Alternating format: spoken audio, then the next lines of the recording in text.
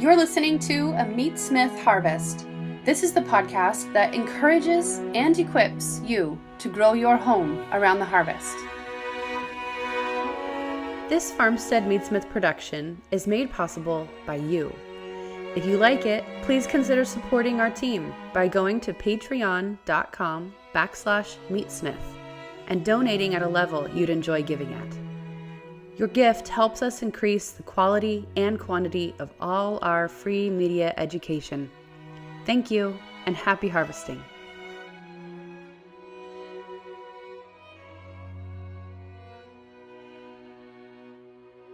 So, hello, Meatsmiths.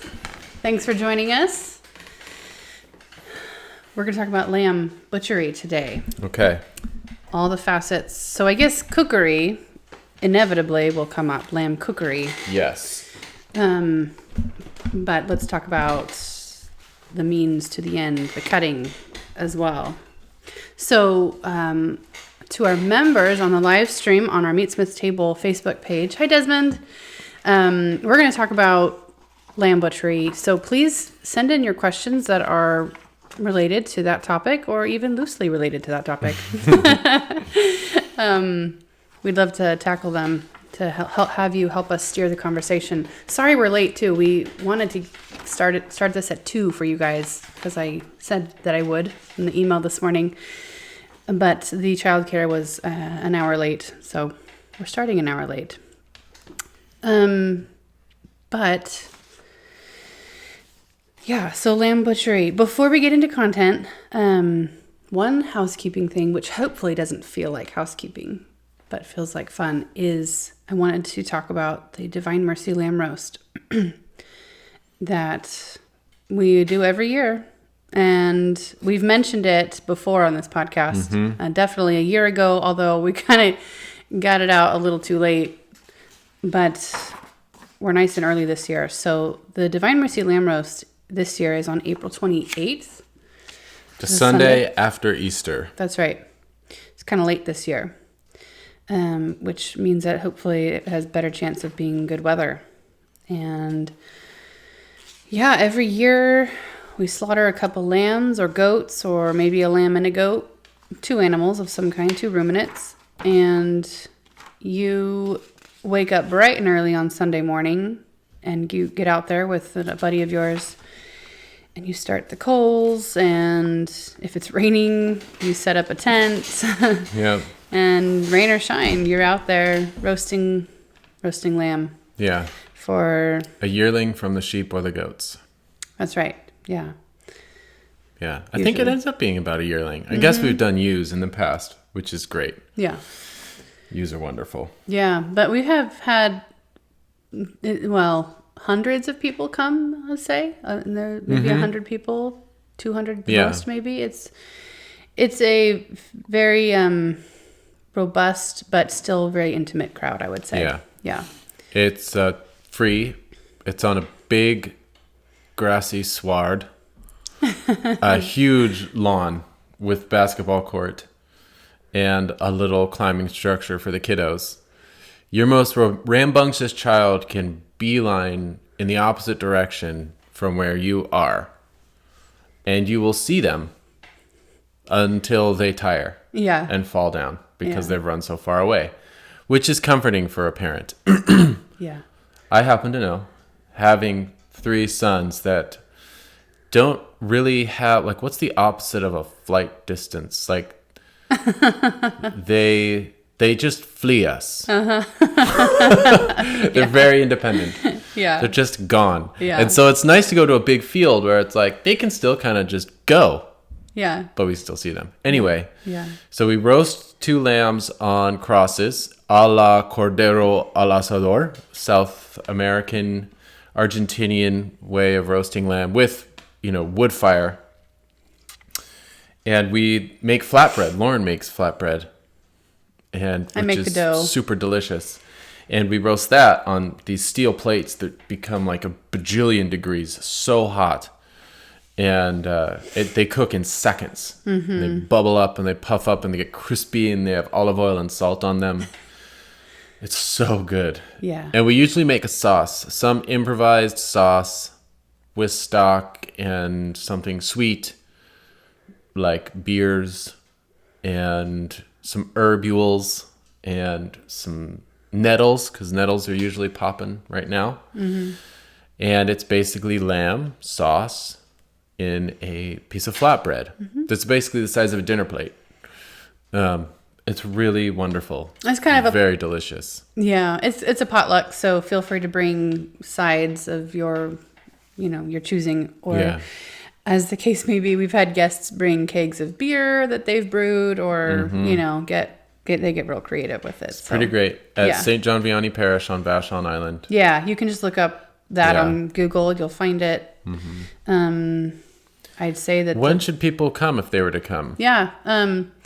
I'm roasting all day. Yeah. Until 3, the lamb comes off. Mm-hmm. And then it rests for like an hour. Mm-hmm. And then right around 4, I start pulling it apart by hand. And we queue up and start getting our lamb. We go inside the sanctuary for a liturgy. A prayer. Yeah. Starting around 2. So from 2 to it's kind of early, I know. Okay. Yeah. We added a holy hour and a benediction. Father really goes crazy with it. So it's awesome. So from 2 to 4 is more of the solemn, wonderful, kind of prayerful part. And then from 4 on until 7 or 8, we've been there, we just feast. And so feel free to come any time in there, whatever feels good. You come early and watch the lamb roast, or, help bring a bunch of coffee. But anyway, it's really fun. We'd love to get to know you. I think I've run into people over the course of the year that said, I'm really going to try to come this year. So do if you can. Yeah, there will be lamb and flatbread and probably some Rainier beer. Yeah. Oh, that's the tradition. That is a tradition. Yeah. You got to hold that up. It's horrible. But essential. Yeah. That's my only housekeeping thing. Okay. Yeah. Yeah. Sign up for membership. Help support us on Patreon if you can. The June classes are up. They're ready to be purchased. If you have had the class itch for years now, we'd love to have you. Yeah, we have the Family Pig coming in June. It's wide open. Here on Vashon, and it's crazy beautiful in June on Vashon. Yeah. And it's a great time to visit. Yeah. 2 pigs, 8 people, 3 days, 3 feasts. Yeah. It's pretty great. Mm-hmm. The Family Pig class. Yeah. So I left you alone for a little bit. Mm-hmm. I was trying to transition with the childcare with my mom. Mm-hmm. And you said you were going to look up some stuff for lamb butchery because we were feeling a little dry there for a little bit. For some reason. It's coffee time. We're recording in the afternoon, which we normally don't do. Yeah, that's weird. Yeah. It's not dry. It's it's so simple to me. I know, you're right. Yeah. The lamb, it's so docile to your needs. It just presents itself to be eaten. Yeah. It's not complex. Yeah. I have to remember, what are the hang-ups? What are the questions? Where does the complexity come from? Because it's not the lamb. It's actually very simple. It's very transparent too, lamb is. You can...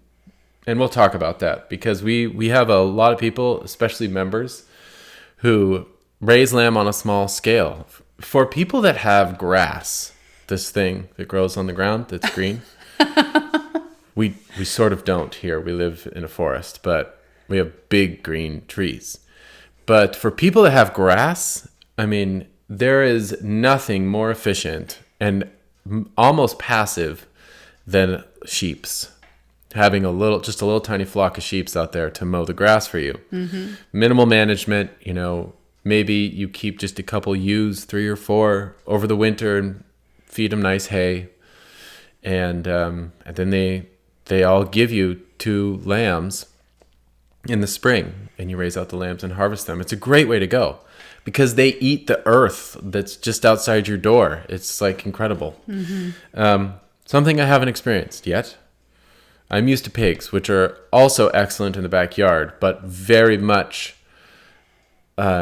needing food to be imported by the ton, Yeah. many much tons of food for the pigs. Lambs aren't that. That is an economy we have not experienced yet. I think that would be pretty cool. And we're working on it. I'm slowly pushing the trees and the bramble back to make some pasture. This is our first spring, really, with grass ready to grow. There's a hand knocking on our window. Well, I was just going to say, Is it attached to a child? Our children have been mowing down the grass that we grew last summer. Yes. And so it's made the grass less eager to come up. Yes. They rampage. But where was I going with that? Yes, lamb is so simple. And we do on the membership, we have videos on how I kill lamb. And I think we have talked about that before, even on the podcast. The slaughtering of sheeps is something that I do only with a knife. I don't use a gun with them.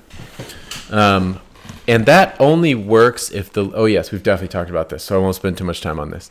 That only works if the lead up to the kill is good. And so to that end, you need to be able to contain your sheeps very cozily, tightly when it comes to slaughter day. So there's no chasing.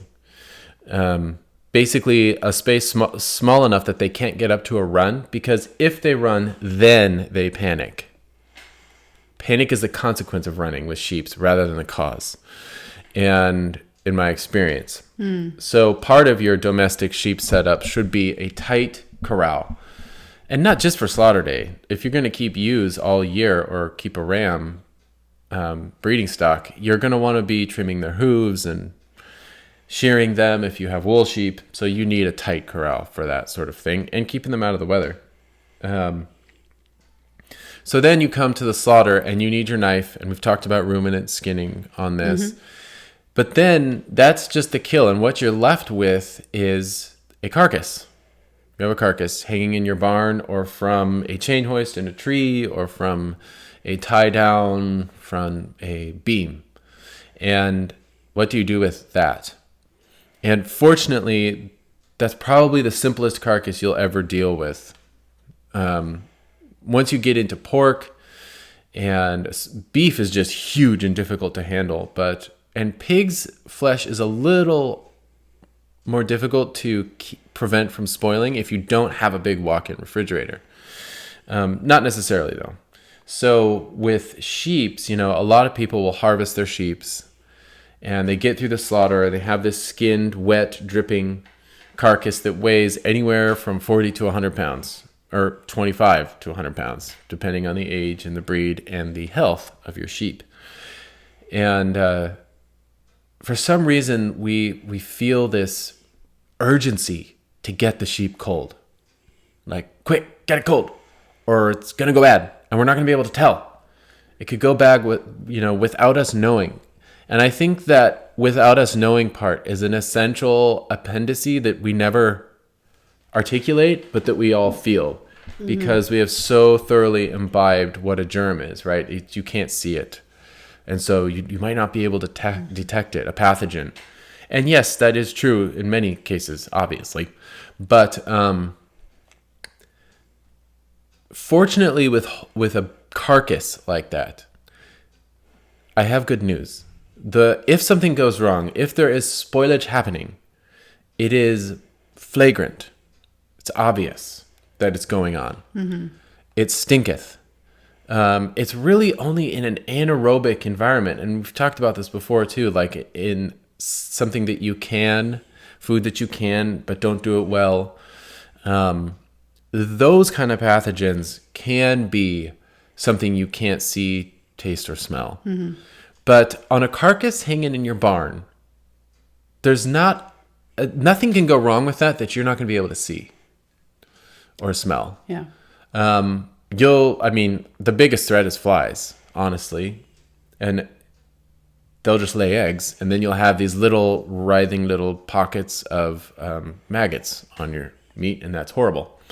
The other thing would be bacteria. And the first bacteria you will notice will be an external slime upon the meat.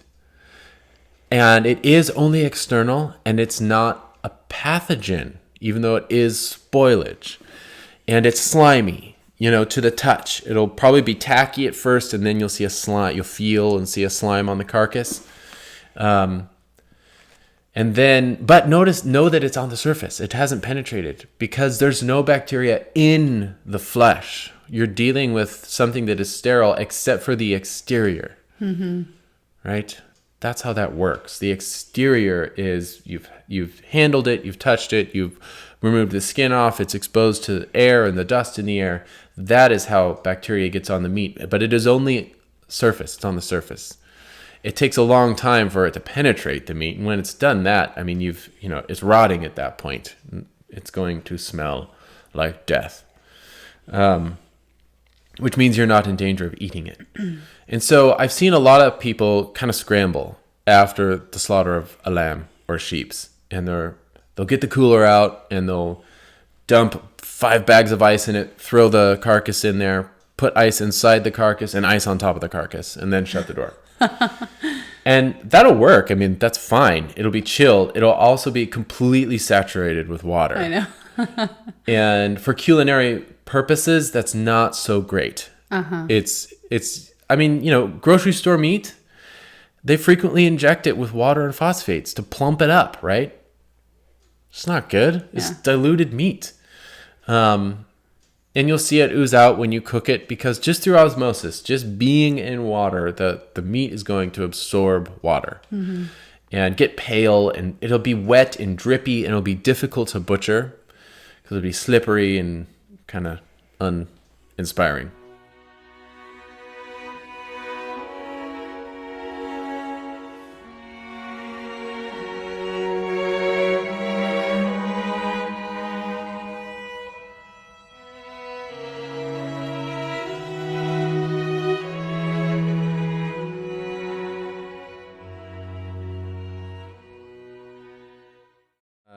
Well, you've always said that Yeah.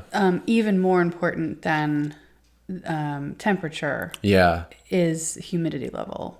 Yes. In as far as hanging or aging or whatever. Yeah. Going from slaughter to butchery, that interim period, you want it dry more than you want it cold. So true. And for that reason, you want airflow. Right. And you can, if we're in Washington State, but if you're in the Northern Hemisphere and you slaughter a lamb, anywhere from October to April, you can hang it just in your barn or in your garage, uncovered, open to the air. And yes, it's not going to be like 32.1 degrees. It's not going to be 30, maybe it'll be 38. It just depends on the time of year. Sometimes it'll be freezing. It'll be 17 degrees. And that's fine. If the carcass is in your garage and it's 17 degrees outside or colder, the carcass isn't going to freeze in one night, particularly if it's roofed, right? Because space is cold. And if you just have something over the top of it, it's not going to freeze overnight. And even if there is some ice on it, it'll be very surface. So I wouldn't worry about it being too cold. But then, you'll have warmer nights and it'll be like, gee, maybe it doesn't get cooler than 45 or maybe even 48 degrees. And it wasn't that long ago that even all of our refrigerators were only 48 degrees. And then they keep changing it. Now it's got to be 41 or 35 or something. But even if it is somewhere, 45 to 48 at night, if it is dry enough and if it's in the winter, which means there won't be flies, it'll be fine. It'll be totally fine. You'll go out there the next day and you'll notice that the same lamb you hung up there last night is still hanging there. And it is going to look... It's a revolutionary thought for some people. It's just going to look dry and beautiful. I mean, it's going to be great. The meat will have darkened a little bit over just hanging because it's drying out. The fat will be nice and white. There'll be a higher contrast in the coloration of the meat. The surface will be dry. You touch it and it won't be the slippy surface that you dealt with when you were skinning it on the kill day. And that dryness, that is what is really postponing spoilage. Because, of course, spoilage would happen. But, man, you can really push that envelope. And it's still not going to get anywhere near to being pathogenic or threatening to your health. Whenever I get the temptation to be overly paranoid about these kinds of things, I have to stand back and look at the context of my domestic culinary upbringing. I mean, my mom warned me against putting chicken on the kitchen counter without any plate under it. That was a no-do. Yeah. So that was a big deal.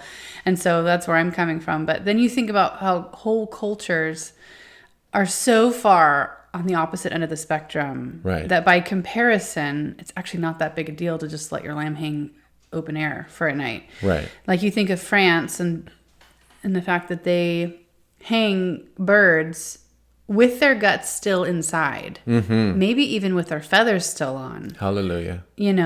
For multiple days maybe. And they actually are going for the funk. What shall we call it? Yeah, the funk.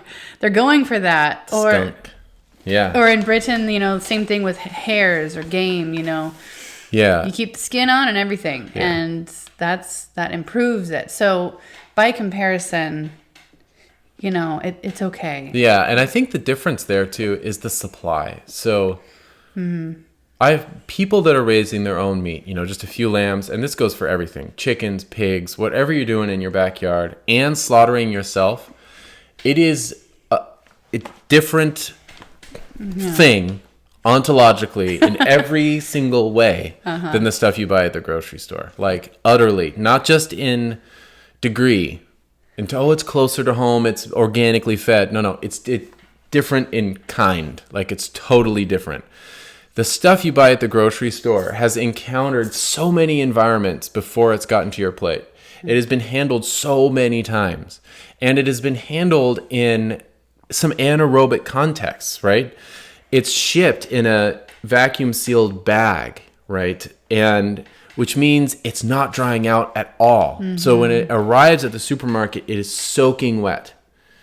And it is that water, that free available water that is trapped with the meat and remains with the meat that makes it so prone to spoilage, which quite frankly, I would be that careful if that were the only meat. Maybe, probably not. But if that were the only meat I had available, I would regard it as this scary thing because of how far it's traveled and so many processes, distribution centers, trucks, walk-ins. How many butchers have touched that thing, from the slaughterhouse all the way to finally, even most of the butchery is divided. So there's many, many knife strokes that happen at the slaughterhouse. And then there's more knife strokes that happen at the butcher shop at the grocery store. And it's just changing hands. Oh my gosh. Whereas you have your backyard, your hands into your garage, hanging, and then you cut it on your table. Yeah. That is so safe. It's not even funny. Yeah. I mean, maybe it's funny in a gleeful, mirthful way. You could just laugh at how fun and pure it is. You don't have to worry about that. Read what Desmond on that note. Oh, yeah, Desmond's a pure with this stuff.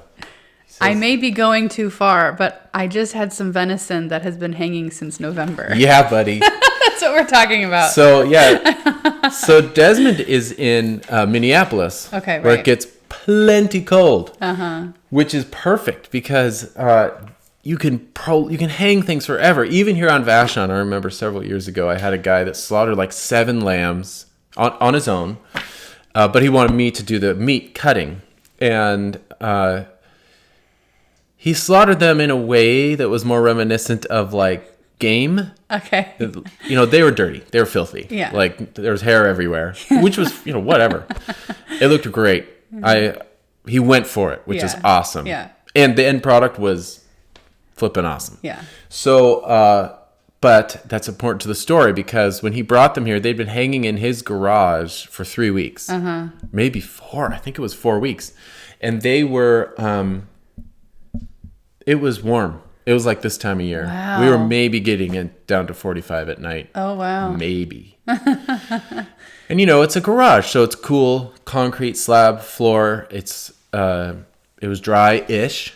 When the lambs got here, they were tacky, sticky, which is surface bacteria. It wasn't full slime yet, and they were aromatic. but it smelled good. Yeah. Okay. Okay. One of the benefits is really getting, your smellscape straight and know what pathogens smell like. Like, it should make you nauseous. That's what aerobic pathogens, that's the stench that they put off. But these guys did not stench. They invited. It was delicious. It was cheesy. So that was really cool. But you can really, all of this to say, think of dryness. That's one thing. We're focused on temperature when it comes to meat. Like, keep it cool, keep it cool. And that's one part of the equation of keeping your fresh meat from spoiling. Dryness is huge. And the extreme example of this that proves the point is jerky or biltong. It's lean meat stripped of its membranes, its silver skins, and lightly cured, if at all, and then hung in the hot, dry sun. And it's just going to dry out. It's not going to automatically spoil, because the other thing that bacteria needs in order to proliferate, in order to cause spoilage and pathogenic toxins, is water. They don't just need inviting temperature. They need free water, available water, puddled water, like droplets, shiny. When the carcass is shiny, there's lots of available water on there.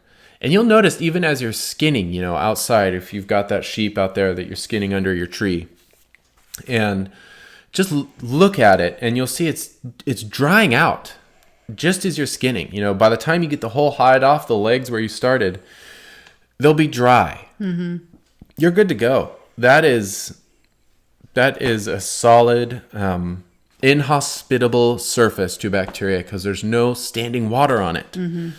So that is always my metric. That's why I even never cover it. So if you're trying to figure out ways to chill your sheep, try not to cover it. No covering. You want airflow. If anything, put a fan on it. I've hung pigs overnight in like 61, 62 degrees Fahrenheit. Put a fan on it. Coolest dark room on the premises.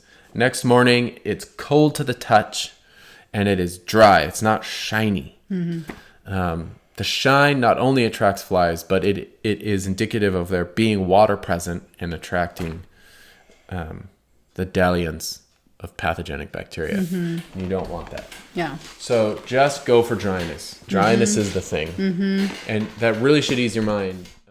How many people do you know you would say truly share your back to the land values? Or your passion for home-scale craft meat curing? Or simply love the multifaceted beauty of a good meal as obsessively as you do? Maybe a handful?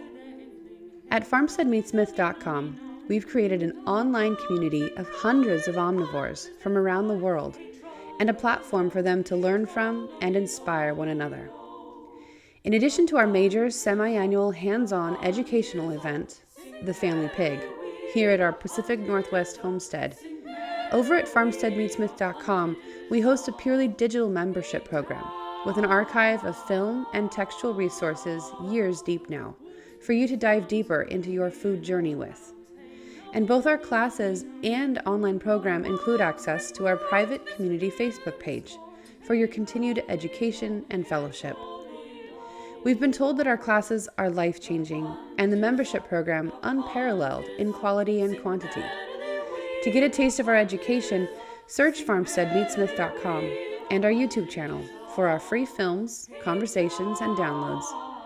Explore how we and other meatsmiths across the globe may best come alongside you, putting the knife in your hand, article by article, and comment thread by comment thread, and can support you in building your home around the harvest.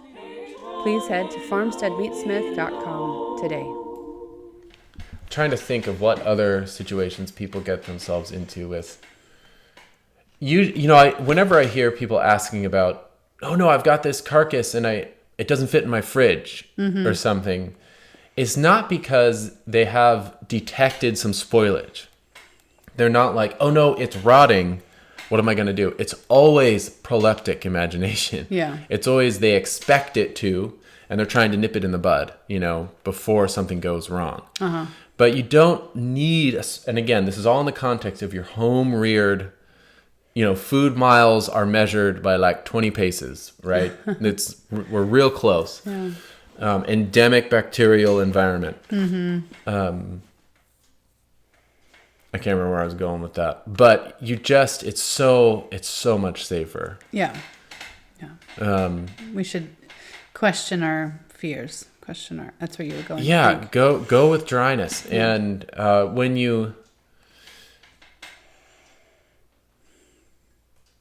yes, if it doesn't smell gross or look gross. Yeah. It's not gross. It's true. It's really not. Yeah. You can trust your eyes with that. Yeah. As opposed to grocery store meat. Can't quite trust your eyes with that one. Maybe your smell. Maybe, that's a little more sure metric. But all of that trapped air, all of that plasticed environment, right? Where you are just anaerobic, you're trapping air, you're trapping water at every stage of the process. That makes the grocery store meat that comes from that grocery store system much more volatile, much less stable. So we experience that, like for us, we've had lamb. This is how we store lamb. You just hang it outside in your shed, the carcass. And then you go and cut off pieces as needed. And in a family of 8, like we are, we're going to go through that lamb way before it gets anywhere close to spoiling. No. And we've done that several times. I've hung them in my smoker during the winter, And of course, the temperature is fluctuating all over the place, but it's dry enough. And again, the dryness will be quite obvious. Some people say it'll look like it gets a pellicle. The meat will get dark in color, but really just feel it. Does that feel wet or dry? That's how you know. Yeah. Yeah. Cool. Just use your eyes, use your nose. Okay. Schnauzer. So once we've hung the lamb, and you say 1 minute on the length of time that you could hang. Oh, we might have already talked about this actually. We generally hang lambs from 1 to 2 weeks. Yeah. Depending on their age and their... Right. Oh, yes. Yeah, right. ahead. And there is some, that is really a matter of fat content and age of the sheep. And one thing people that do raise lambs or goats at home don't have is a walk-in. And I do believe walk-in should be standard fare for the domestic kitchen. So if we could all just, do that would be great. You should all have walk-ins coming right off of your kitchen with the trolley rolling right into the middle of it. Someday. That is the fully equipped kitchen. Not having that, what a lot of people do have is spare fridges in their garage, or you can pick up on Craigslist those sliding door reach-in glass doored refrigerators, and those are great. Usually you can't fit a whole lamb hanging in there, whole. They're still not quite tall enough for that, maybe for some short ones. So you could totally quarter it. Yeah. Totally. What about, to make it fit? Yeah, you can quarter it right after. While you've just gutted it, it's already skinned.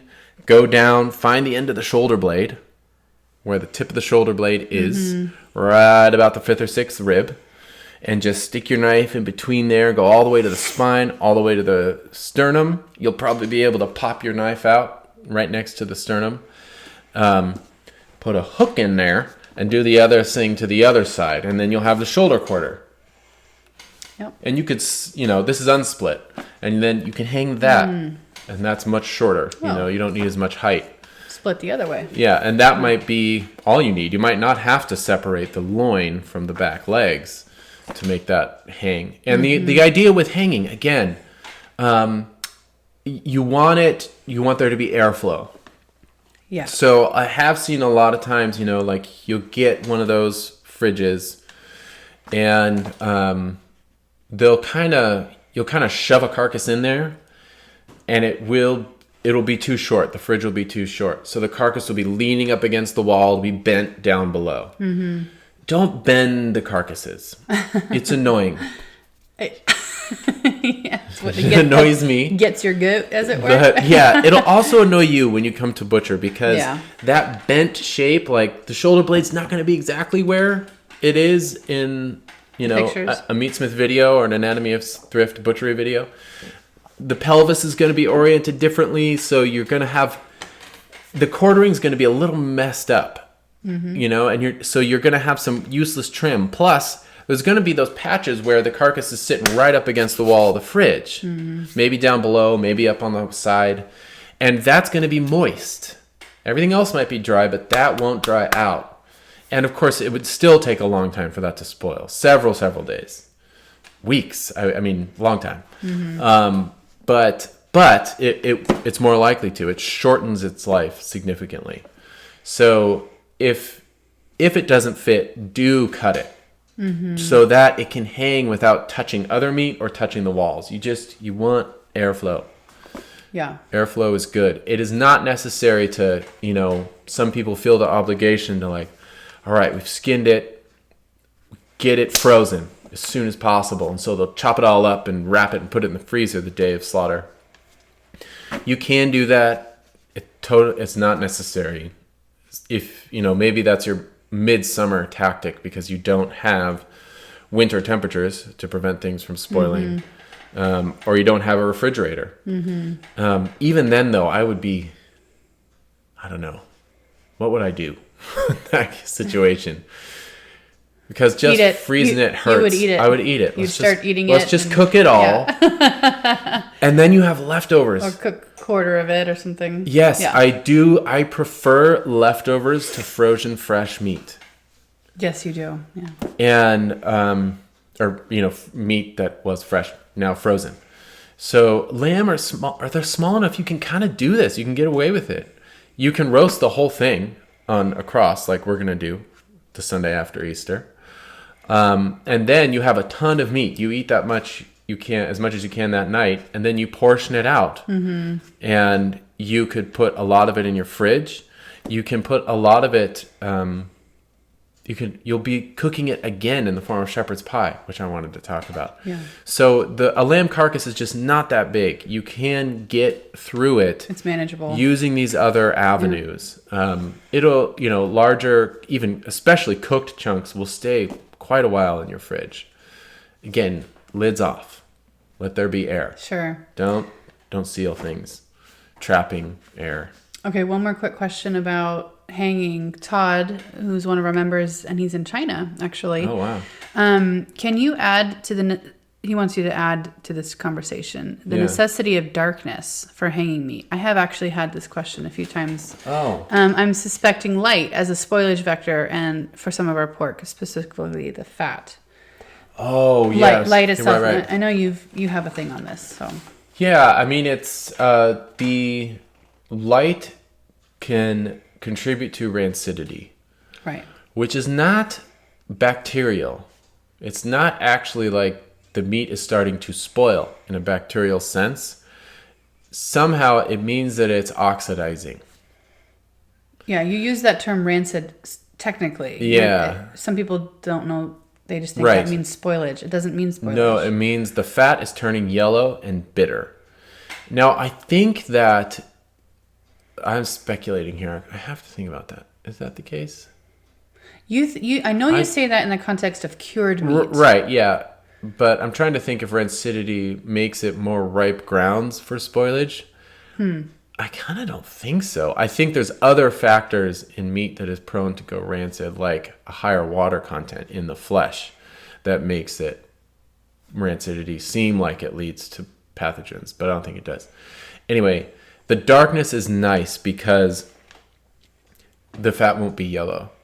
And that is more important on carcasses that have a higher quantity or ratio, I guess I should say, of unsaturated fats and oils. So a more fat that's on the oily side of the spectrum, that is more susceptible to rancidification from light and oxygen. Whereas on the saturated fat end of the spectrum, which tends to be right where beef and lamb hang around, it's less susceptible to rancidity. And but that, that can be within a spectrum. So the whole spectrum, as I understand it, there we go, is oily fat over here, like olive oil, a monounsaturated fat, and then solid hard fat. Like, butter is somewhere in here. We're getting close to the solid fat. Yeah. And beef and lamb are over here, unsaturated hard fat zone. Okay. Almost chalky sometimes, hard. And then pig is kind of in the middle, if not a little more on the saturated. Oily. Right. Chicken and turkey are way over on the oily fat side. Bear is like oily fat. Okay. And even within this saturated fat continuum with beef and lamb, diet can affect that. So if you're finishing them on grain or corn of any kind, they'll have a little more unsaturated oils that might be prone to some rancidity. Mm-hmm.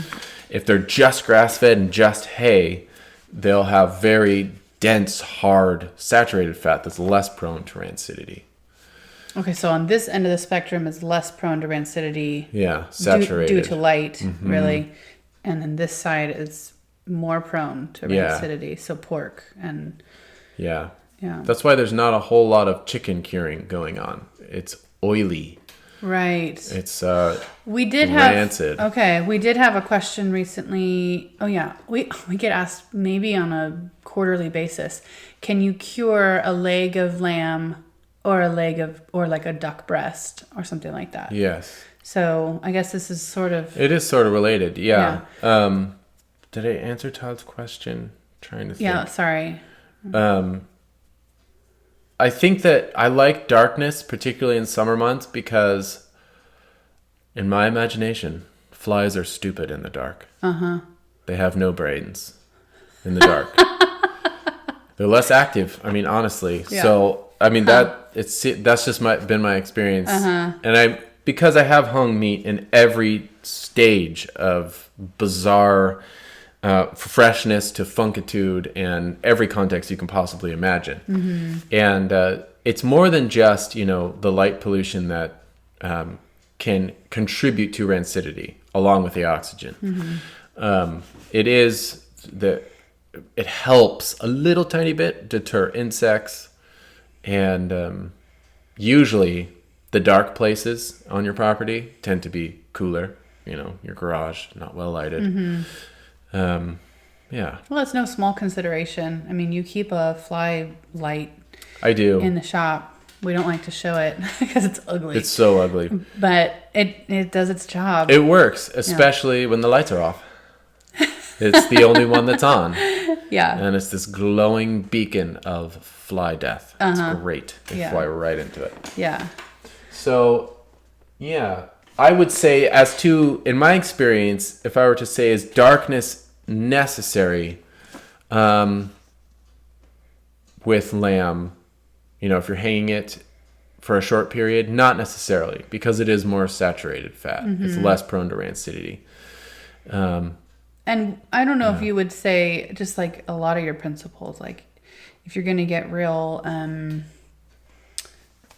No, I don't want to say puritanical because that means negative, but like if you want to be ideal, it's good to consider this. Mm-hmm. But if it's going to be a barrier between you doing it and not doing it, it's probably okay to go for it. Yeah. Even if your garage has a constant light or something like that. And let us not neglect the contributions that rancidity makes to the flavor of meat. Sure, right. This is the thing. We don't discard rancid cured meat. It's rancidity brings two things to you. It brings nuttiness and bitterness in equal measure. Both of them. And so it's a trade-off. When you taste rancid meat, and this is most evident, I guess, in like cod liver oil, is the real stuff. Super rancid. I love it.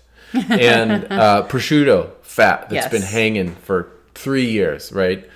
Exposed to oxygen, sometimes light, it's just yellow. That means it's rancid. That is very buttery, nutty, like cashews, this delicious flavor up front. And then after you chewed on it 6.5 times, you start to taste the bitterness on the back of your tongue. And that's the rancid flavor.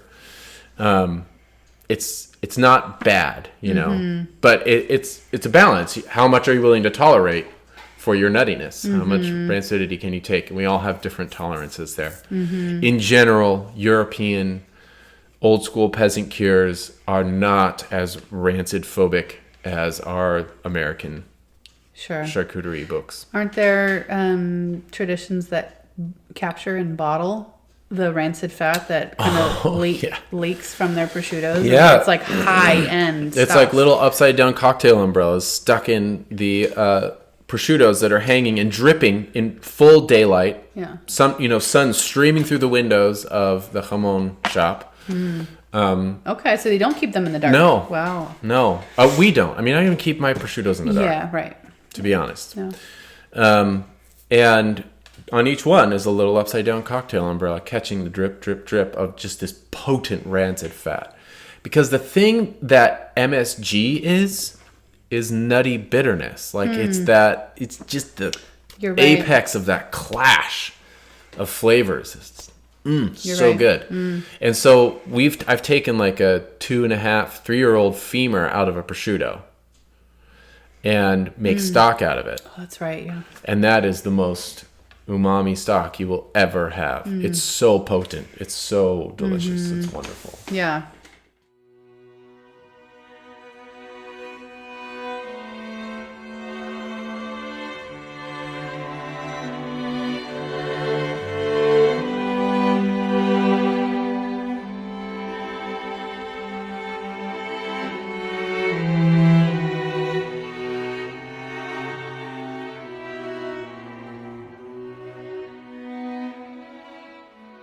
Let's tackle really quick Did I? the lamb prosciutto. Well, Okay, yeah, lamb prosciutto. Right. Yeah, and then we'll get into the butchery proper. Yeah. Yeah. Oh, right, butchery.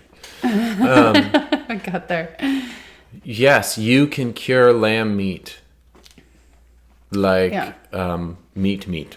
Like you cure meat. We have at least on the Meatsmith membership, and the way we teach whole muscle curing is like it's all one recipe. It's actually just one. The distinctive element of each individual cure, doesn't come from necessarily the recipes in the dry cure or in the brine. It comes from where it comes from on the animal and which animal it comes from. That's that contributes this distinctiveness, and that is to think of curing as a more background enabling force to letting the meat speak for itself, rather than a seasoning step. We're not seasoning it. We're just preventing it from totally putrefying, but just by a little bit.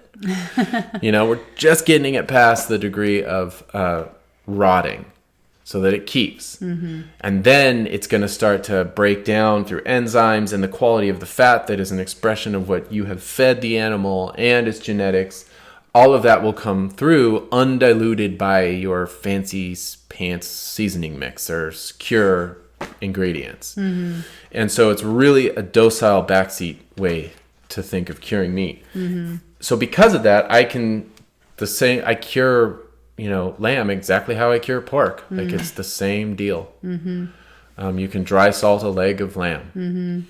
If I had to make up a recipe, I would do the standard mother recipe. The basic one that we share is the track the osmosis recipe, where you actually watch the curing happening day by day.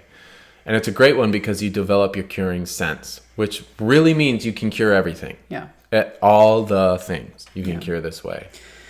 You actually go in, your Harvest Journal article that you just released inside membership covers 3 different methods that you've kind of developed, and they all have their sort of pros and cons, or maybe I don't know if you want to put it just that way, for dry curing. Just for dry curing meat, pork usually, but it would apply to lamb here. And dry curing it for preservation. Right. It's not just flavoring. This is so it can hang in your kitchen until the end of the cosmos. So that recipe is super basic. And you can do this with a pork chop. You can do it with a duck breast. You can do it with a lamb shank. Do a leg. You want more than that. Do it with a lamb leg. You could do it with a beef flank. Anything. Yeah. Just don't trim the beef flank. Leave all the layers of fat on there.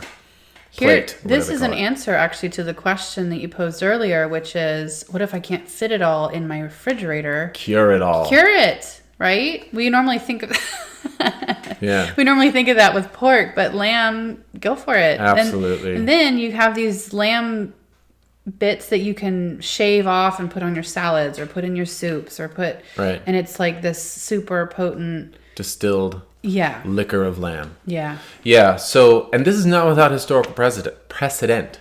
If you look at lamb breeds from like Central Asia or Eastern Europe, I think that's where that humongous region.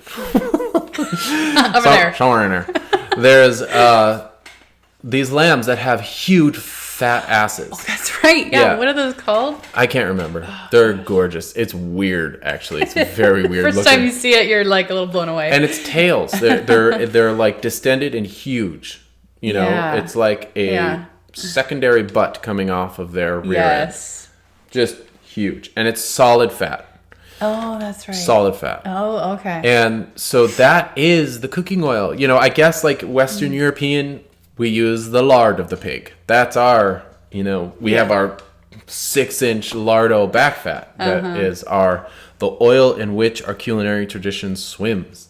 And for them, it's these fatty caprine fat. It's lamb fat or ovid fat. Yeah. And it's the same thing. You cure it and shave it off, and that is the oil in your pan. It has the difference. This might be enculturated. I don't know, but I find that the difference in flavor is that pork lard is just more mild, like it's more neutral in flavor, whereas lamb fat that's lamb, tastes like lamb. I was gonna say it coats your mouth a little differently. It does, a little more than pig fat, and I don't think it's just a function of rancidity. Like at first I was thinking, well, the rancid fat is what coats your mouth, but I think it kind of is just lamb fat in general. It is. Rancid or not, it's coating your mouth. It is, and it leaves that film, and so it's an acquired thing. I think. I also think that it can be mitigated. Oh, okay. Yeah, that as an aside to an aside. That's something I've thought about because you'll experience the same thing with beef fat. So really fatty cows, really fatty ewes, which I wanted to talk about because ewe is like the most delicious lamb you can get. Give me a 5-year-old mutton over a 1-year-old lamb any day. I'll take it. Yeah. It's so delicious. But the turnoff for most people is the sheer quantity of fat and the richness of flavor. But the fat, and they don't like the fat because of what you just described, that unpleasant coating of the tongue, the greasiness. Or even the roof of your mouth. Yes, right, the roof. That's it. Yeah. That's foreign a little bit. It's not good. Westerners. It doesn't have to happen.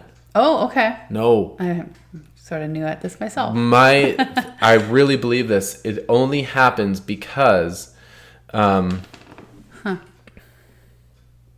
Yeah, it only... Oh, I don't know what I just did over there. It only happens because you are eating the mutton chilled. So you have allowed the fat to get cold on your plate. Right. And this could be the cook's fault. It could be your fault for talking too much and not eating, which is a problem that our children have at the dinner table. And it drives me nuts. Because I know you're like, sit down now, let's eat. It's ready now. It was ready. And then when it's cold, I'm like, throw it away. I know. Can't handle it. I know. Drives me nuts. But so you fry up the lamb chops and you are bold. So you leave that mutton chops. You leave the fat cap on there. And how could you eat that fat cap? Maybe you don't have to do like a solid mouthful of it. Yeah.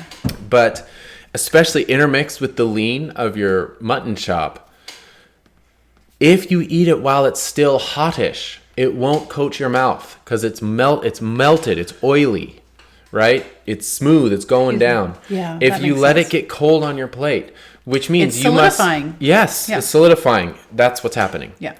Because when fat chills, it gets solid, right?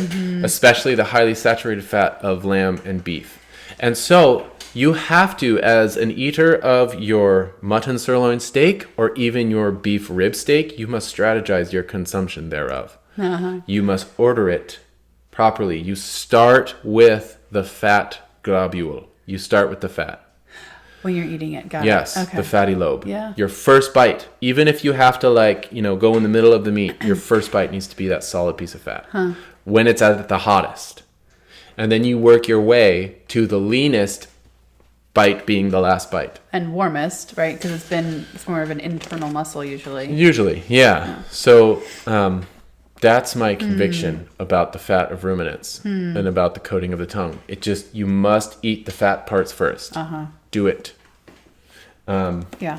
Very, very important. Okay, cool. Yeah, that was an aside to the aside of Curing a leg of A lamb. leg of lamb. And that can possibly be also a remedy to your storage problem. If you've got it. So. Yeah. I like to think about that. That's a fun challenge to think about. Salting it. Like even the matanza in Spain, traditionally, when they are doing the sacrificio, right? Sacrificial of the pigs, it's warm out. Like it's, they'll start in the fall, but they continue the killing up until late spring. And it's plenty warm, sun shining, no refrigeration at all. Yeah. And on the day of the kill, everything goes into the salt. There's no chilling period at all. You can do that with a lamb. And they have these big salt drawers. You pull it out, salt, meat, pull the salt up on top of the meat and put it in there. Shut the drawer because it's fly free, because there's flies about, because it's warm. So you can do that with lamb, and you can do it even in that fashion where you're not terribly concerned with not oversalting the meat. You're okay with just like pack it in, solid salt. It's going to be cured. It's going to be great. And you can do that if you are confident about your culinary willingness to use it creatively in the kitchen. Yeah. Because it is going to be salty. Thin stuff like the loin and the belly, you don't even have to take the ribs out. You can if you want. That stuff will cure quick. Like that could be in the salt for 2 nights, maybe. Maybe, not even that long.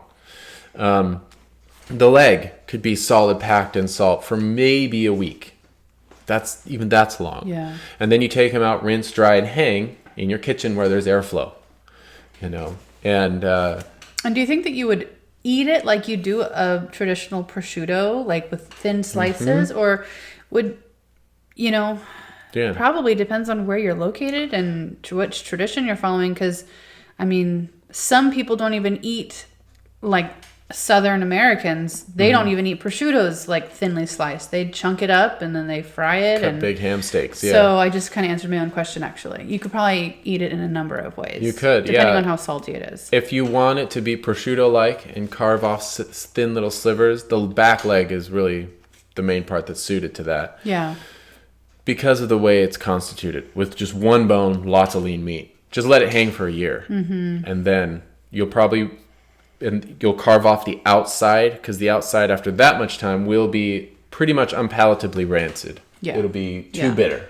It'll have tipped the scales into bitter away from nutty. And so that would be the prosciutto mechanism. You carve off the outside and then just thin little strips. Delicious. Lamb prosciutto. And then, or you could pull the leg of lamb out of the salt after a week or 5 days and rinse off the salt, dry it and hang it as usual, and just let it hang for 2 weeks, and then take it down, soak it in water overnight, and then pull it out, dry it off, and roast it like a leg of lamb, and it'll be delicious.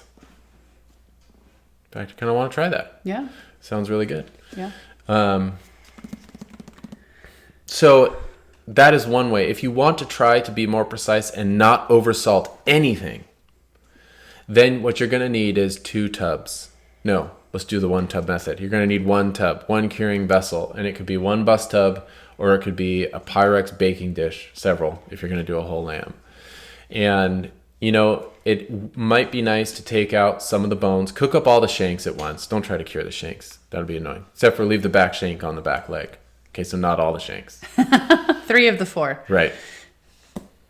Or... Yeah, I would say do your lamb prosciutto with both back legs. Okay.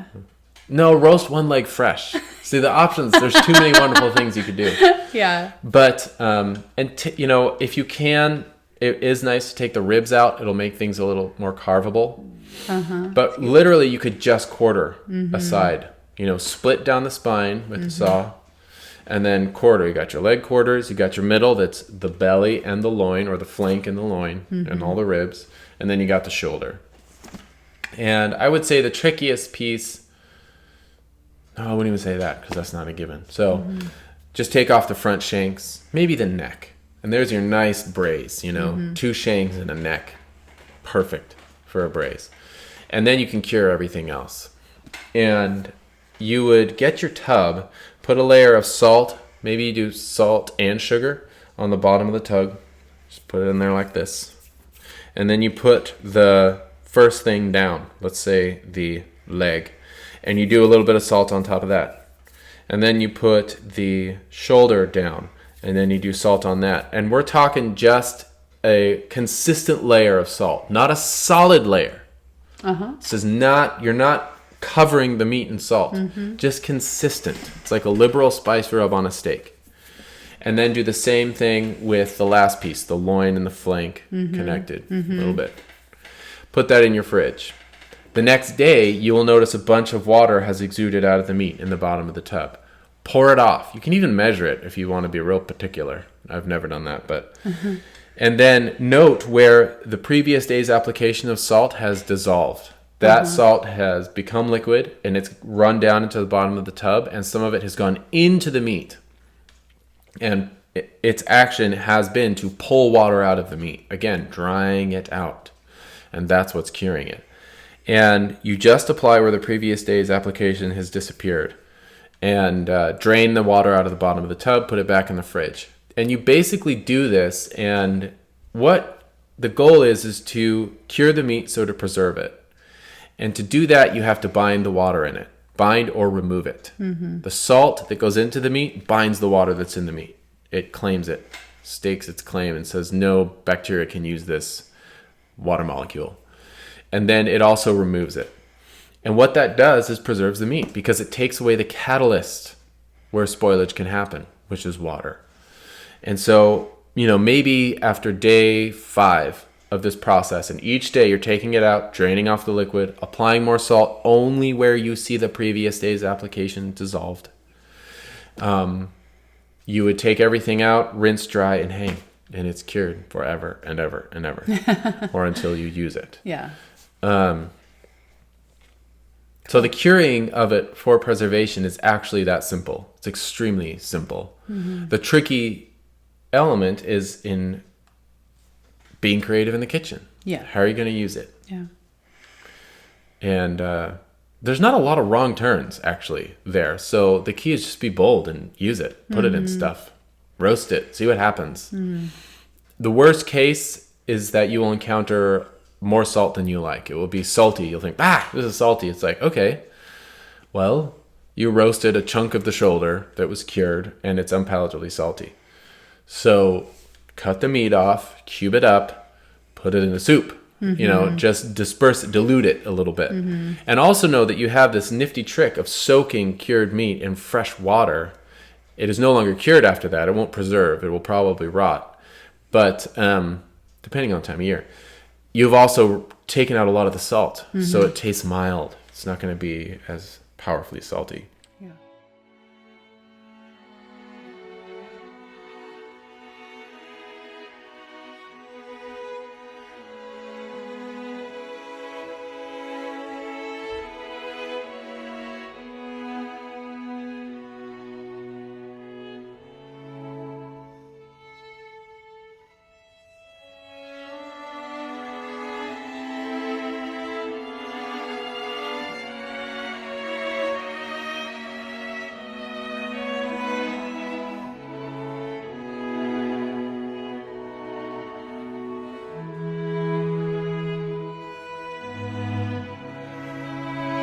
This conversation will be continued in a forthcoming Part 2 episode.